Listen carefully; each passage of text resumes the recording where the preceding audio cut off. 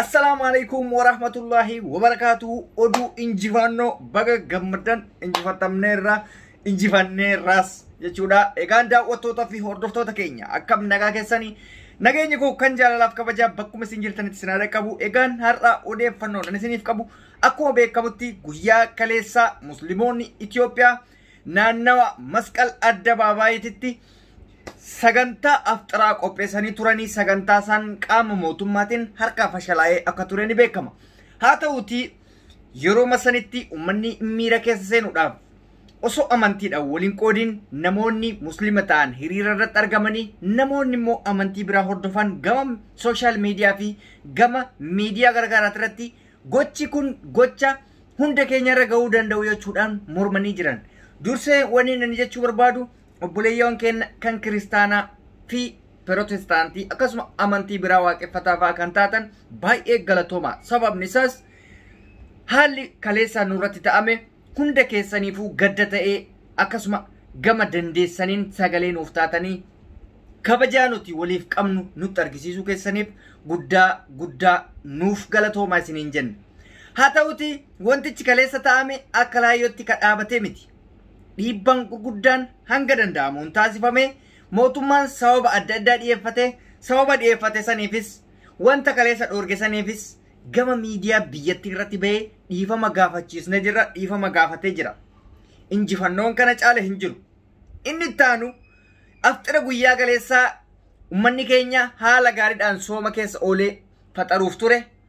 Gartee waan tokko osoo hin qabatin timira ofii qofa qabatanii kan dhaqan dhoorgamuu saniin haamilee isaanii waan cabee jiruuf mootummaan kanas dhiifama gochuudhaan deebi'ee guyyaa boriititti naannawuma ari'aman san iddoo masqal addabaabaayititti afxira ajaa'ibaa afxira seenaa qabeessa ta'e dhiifama gaafachuudhaan deebi'eetiniin guyyaa borii baajata ofiitiin iddoo masanitti ummata musliimaa akka faxarsiisu affeeree jira jechuudha. Kana jechuun baay'ee injifannoo guddaadha.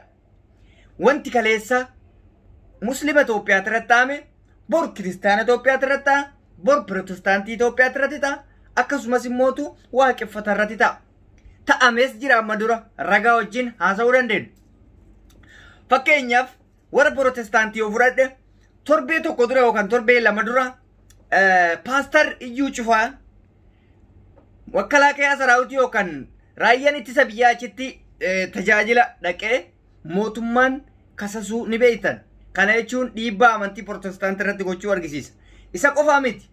Torbee makana keessa amantii ortodoksii kan ta'an Abuunaa Pheexroos yookaan itti gaafatamaan dhimma kiristaanota Itoophiyaa guddichi waan ummata Tigraayiif sagalee ta'eef qofa waan badaas hin jenne ummanni Tigraay jeenosaayidiin irratti labsamee jira irraa dhaabbatu qaba waan jedheef qofa dhiibbaan guddaan xiqqeenyi guddaan amantii ortodoksii irratti mootummaan kanaan raawwatame itti aansee amantii musliimaatu amma dheengadda kaleessa akka san ta'e jechuudha. Kana jechuun mootummaan biyyattii ummata amantii walitti diruuf abbootii amantii hunda mataa qaqqabachiisuuf argitee siyaasa irraa gara amantiitti adda addaatti jijjiiree olaantummaa ofii qofa teessoo ofii qofa kabachiisee jiraachuuf mootummaa deemuudha jechuudha. Maaliif amantiin hin tuqamne hin jiru. Waaqeffatatti yoo isin deebi'e bara darbee irreecha hora Finfinnee fi hora Harsadees guututti uggure.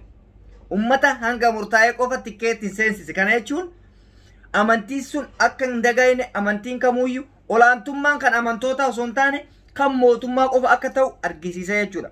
Kanaaf nuti mootummaan kun mootummaa abbaa irreeti jennee amannaa jechuudha.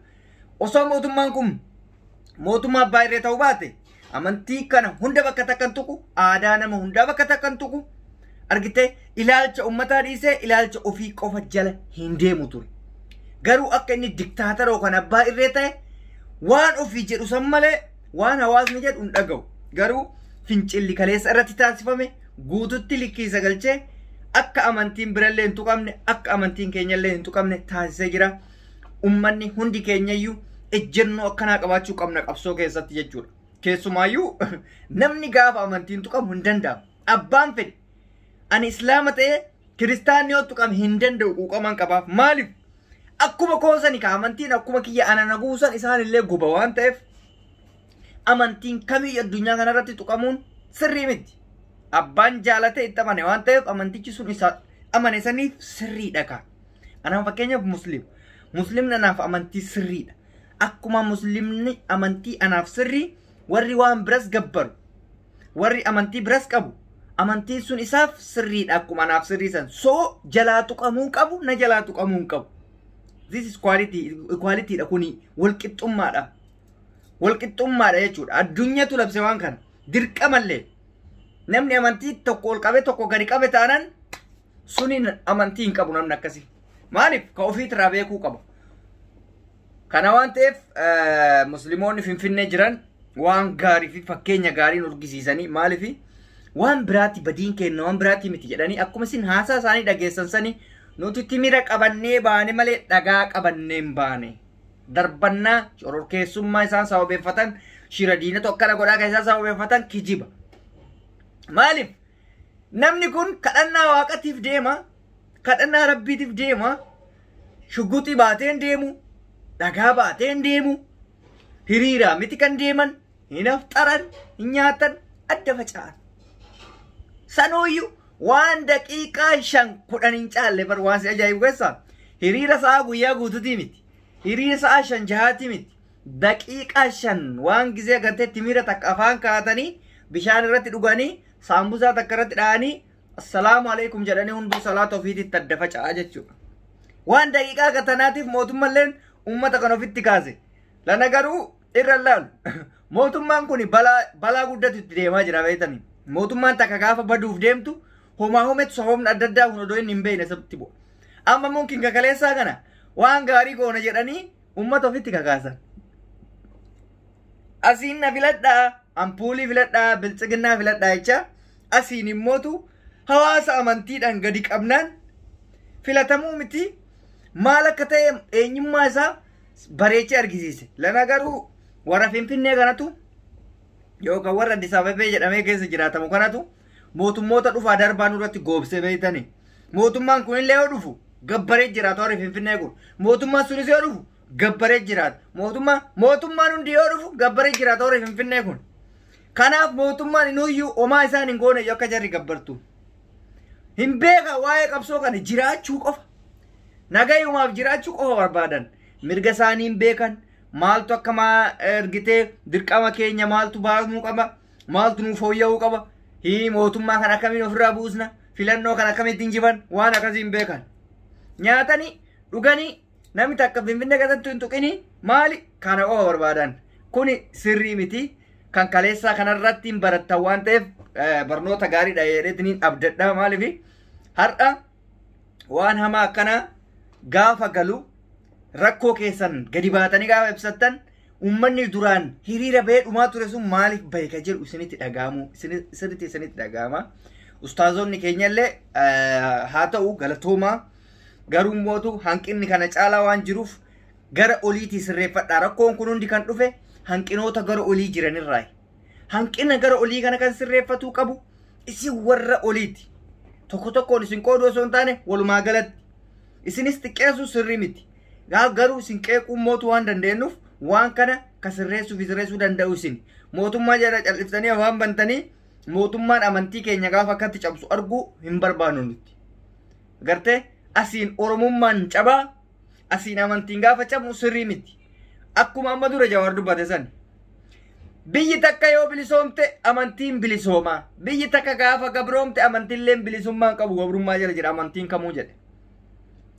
Oromoof Oromiyaan gaafa kabajamte amantiin nama tokkootu kabaja guddaa argattee jiraatti. Oromoof Oromiyaan gaafa hin kabajamne amantiin nama tokko kabajaa tokko hin argatu jedhe. Dhugaa akkasuma ta'e. Har'a wanti ilaalaa jirru kun amantii hundarraa qeesiidhaan ati maa akkas goote yaaniin paastariin maa akkas goote yaaniin sheekidhaan maa akkas goote yaaniin bar taabota yookaan immoo masgiida seenanii nu salaachisuu fi nu qaraasisuu nu qaddaasisuu malee homuu nafne mootummaan osoo qiddaasee beeke osoo salaachisuu yookaan azaanuu beeke ofii waan kana godha mootummaan dhugaa rabbitetti waan hunda ana godhaa jedha bakka. Kanaaf rakkoo akkanaa kana warri furtan warri dhiibbaa guddaa gootan galatoomaa isiniin jenna.